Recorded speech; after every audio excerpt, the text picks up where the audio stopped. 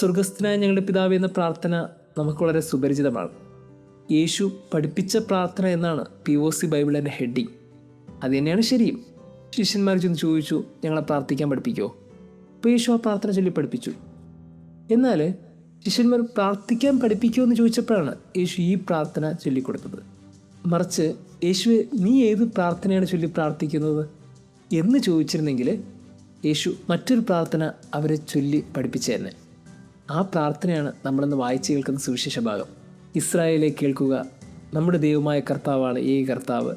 നിന്റെ ദൈവമായ കർത്താവിനെ പൂർണ്ണ ഹൃദയത്തോടും പൂർണ്ണ ആത്മാവോടും പൂർണ്ണ മനസ്സോടും പൂർണ്ണ ശക്തിയോടും കൂടി സ്നേഹിക്കുക. ഇത് യേശു ചൊല്ലിയ പ്രാർത്ഥനയാണ്. യേശു എപ്പോൾ ചൊല്ലിയെന്നറിയോ? അമ്മയുടെ മടിയിൽ നിന്ന നാൾ മുതൽ യേശു ചൊല്ലിയ പ്രാർത്ഥന ഇതാണ്.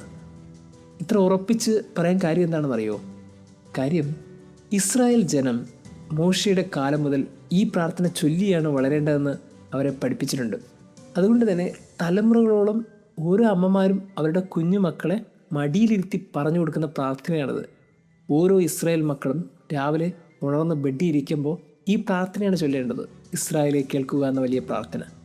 ഇത് രാവിലെ എഴുന്നേറ്റ ഉടനെ ചൊല്ലേണ്ട മാത്രമല്ല, വീണ്ടും പ്രഭാതത്തിൽ ചൊല്ലണം, ഉച്ചയ്ക്ക് ചൊല്ലണം, വൈകുന്നേരം ചൊല്ലണം, രാത്രി കിടക്കുമ്പോൾ വീണ്ടും ബെഡിൽ നിന്ന് ചൊല്ലണം.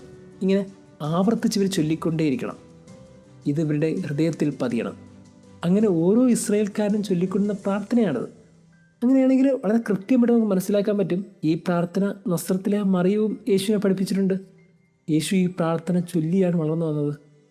അങ്ങനെ യേശുവിൻ്റെ നാവിൽ നിന്ന് പുറപ്പെട്ട പ്രാർത്ഥനയാണ് നമ്മളന്ന് വായിച്ച് കേൾക്കുന്നത്. ഈ പ്രാർത്ഥനയ്ക്കൊരു പ്രത്യേകതയുണ്ട്. ഇതിൽ പ്രണയമുണ്ട്, ഇതിൽ പൊസസീവ്നെസ് ഉണ്ട്, ഇതിൽ വിട്ട് പിരിയില്ല എന്നൊരു ഉറപ്പുണ്ട്. അതാണ് ഈ പ്രാർത്ഥനയുടെ പ്രത്യേകത.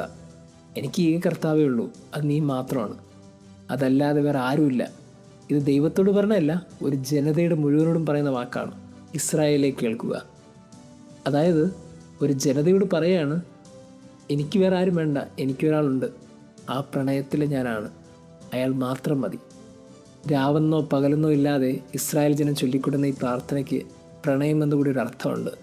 എനിക്ക് തോന്നുന്നു യേശു പഠിപ്പിച്ച പ്രാർത്ഥന ഹൃദയത്തിൽ സൂക്ഷിക്കുമ്പോൾ നമ്മൾ ഈ പ്രാർത്ഥനയും കൂടി ഹൃദയത്തിൽ സൂക്ഷിക്കണം. കാരണം നമ്മളുടെ ആദ്യ പ്രണയത്തിൻ്റെയും അവസാന പ്രണയത്തിൻ്റെയും കൃത്യമായ വാക്കുകൾ ഈ പ്രാർത്ഥനയിലുണ്ട്. ഒന്ന് കണ്ണടച്ച് ചൊല്ലി നോക്കിയേ, അപ്പോൾ മനസ്സിലാകും എന്തുമാത്രം ദൈവവുമായൊരു ബന്ധം ഈ വാക്കുകളിലുണ്ടെന്ന്. ദൈവം നമ്മെ അനുഗ്രഹിക്കട്ടെ.